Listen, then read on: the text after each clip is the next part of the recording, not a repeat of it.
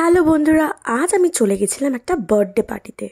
বিনা ইনভিটেশনে চলে গেলাম birthday party. কোনো ইনভিটেশন না পাওয়ার কারণে বিনা ইনভিটেশনেই একটা বাড়িতে ঢুকে গেলাম। প্রথমেই স্টার্টারে নিয়ে নিলাম ভেজের সেকশন থেকে পনির টিক্কা আর বেবি কর্ন।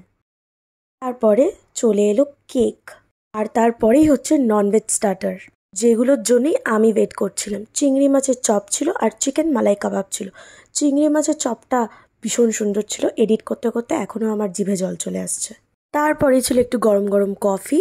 তারপর কিছু না ভেবে আমি চলে গেলাম ডিনার করতে, কারণ কেউ যদি দেখে ফেলে একটা মারও বাইরে পড়বে না, কারণ এটা ছিল বিনা ইনভিটেশন। চটপট এদিক ওদিক দেখে একটা প্লেট নিয়ে নিলাম হাতে।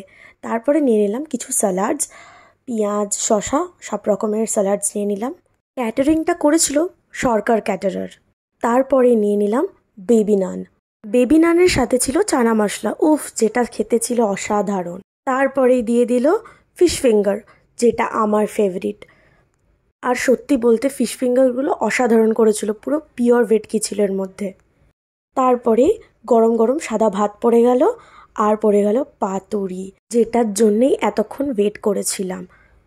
তারপর একটুখানি নিয়ে নিলাম পিস পোলাও, আর ছিল মাটন, যেটা আমি খাই না। তার সাথেও ছিল চিকেন লেগ পিস। আর চিকেনটা নিয়ে তো কোনো কথাই হবে না, আমার এডিট করতে করতে এখনই জিভ থেকে জল বেরোচ্ছে। শেষ পাতে ছিল ফ্রুট চাটনি, পাঁপড়, রসগোল্লা, আর ছিল মাখা সন্দেশ, যেটা অসাধারণ খেতে ছিল। গরম গরম মাখা সন্দেশ। শীতকাল যতই হোক আইসক্রিম তো খেতেই হবে। অনেকগুলোই ফ্লেভার ছিল, ম্যাঙ্গো, ভ্যানিলা। আমি খেয়েছিলাম ভ্যানিলা। আর শেষ পাতে ছিল পান। তোমাদের সাথে একটু মজা করেছিলাম। এটা আমার ইনভিটেশনই ছিল, বিনা নেমন্তন্ন বাড়ি যাওয়ার আমার ক্ষমতা নেই।